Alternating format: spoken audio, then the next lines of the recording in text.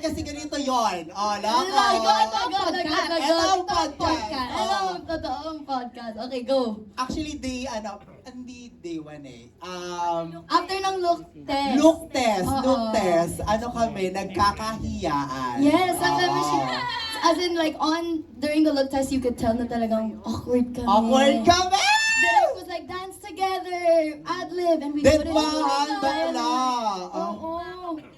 Oo. Yes. Idea ni Barbie na magkita-kita kami ng isang inuman. Yes. Ayan na nga. At sino ang nag-organize? Ayun, syempre ako Our nag-host. mother. Ayan, bilang Our tita ng mga to. Nung unang araw pa lang, inaate ako ng mga to. Diyos ko po, nakakatita talaga. Pero Diba, in character.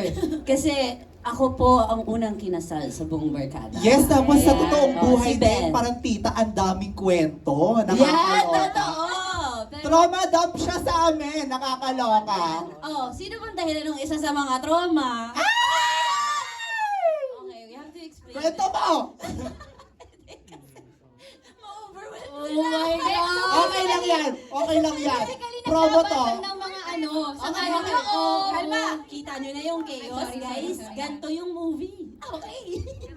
Okay, because that night, nung nagplano kaming uminom nga at my place, syempre we were all working together. And from my experience sa acting talaga, diretso kasi akong tao. Kailangan kong sabihin diretso kapag ilang ako sa kapag kunyari, we were gonna work together, I have to tell you. Because that's how I become more sincere also.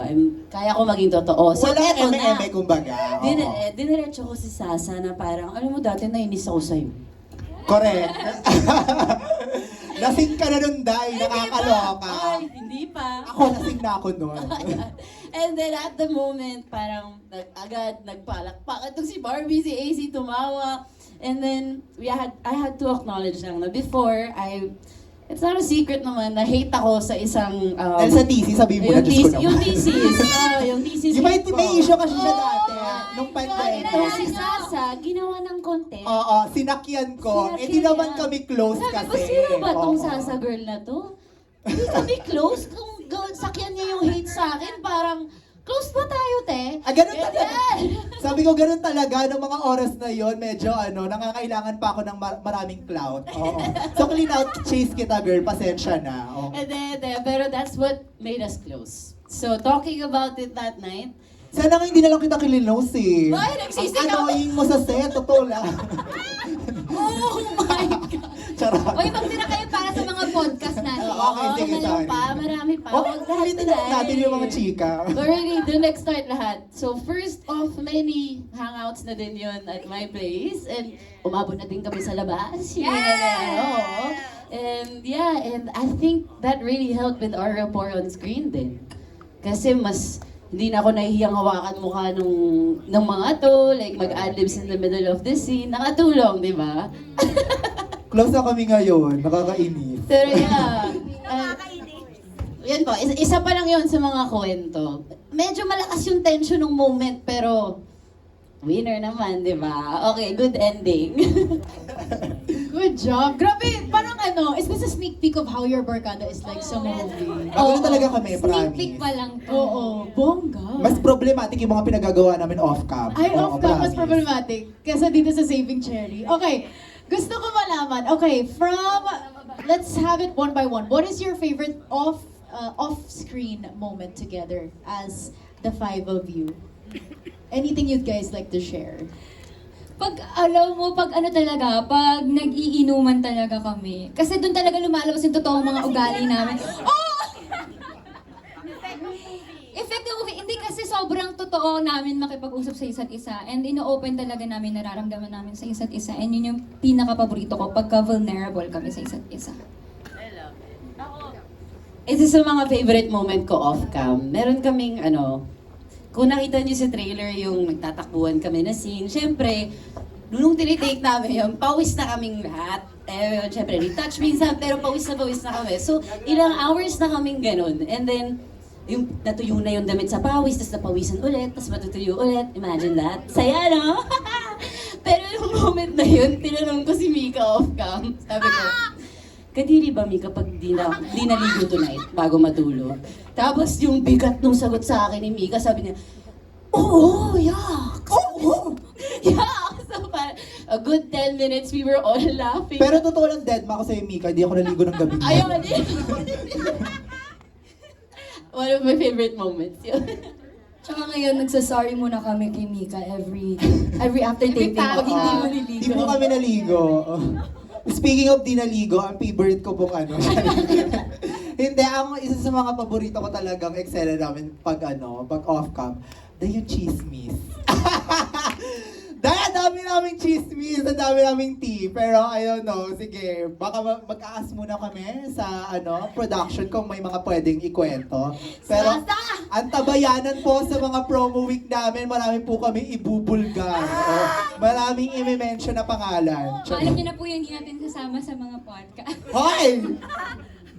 Gosh, thank you, Sasa. Okay, AC Barbie, favorite moment. Favorite moment? Siguro ako, there was one time sa taping na I was going through something and I was off, but I was trying my best to keep it in and not show it. But because of our connection, parang na-sense niyo agad eh. Na-sense nila, and my initial plan was to go home, finish work, be professional, go home and cry it out. But then they were like, no, let's all hang out. Let's just sit and talk. And I was there, and I was like, am I gonna tell them what I'm going through? And until eventually lumabas na siya, and umiyak kaming lahat.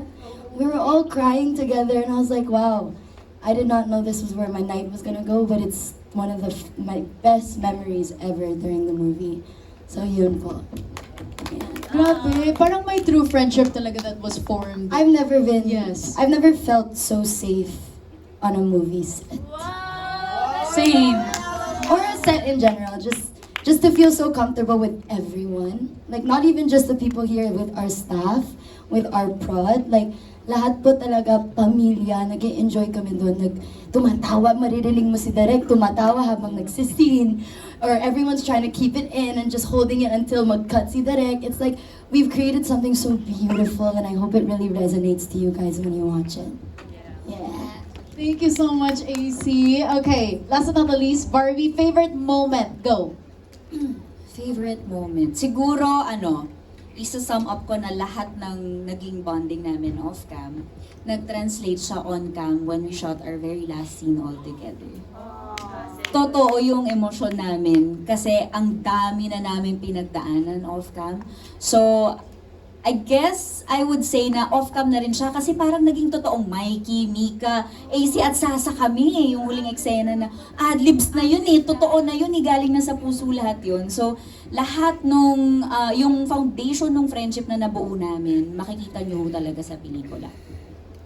Perfect. I love it. Thank you guys so much for sharing. Wait, gusto namin malaman, anong scene yun? Para we can watch out for that. Gusto namin malaman like, hindi, na walang, medyo malapit siya sa ending. Okay, noted. Basta guys, medyo malapit sa ending, makikita na natin yung off-cam, chemistry Yun na yun. nila. Kami-kami Yun na yun. Yes. Okay, very exciting. Again, out on September 2, 2026. Okay, ito naman, thank you so much girls for sharing. Okay.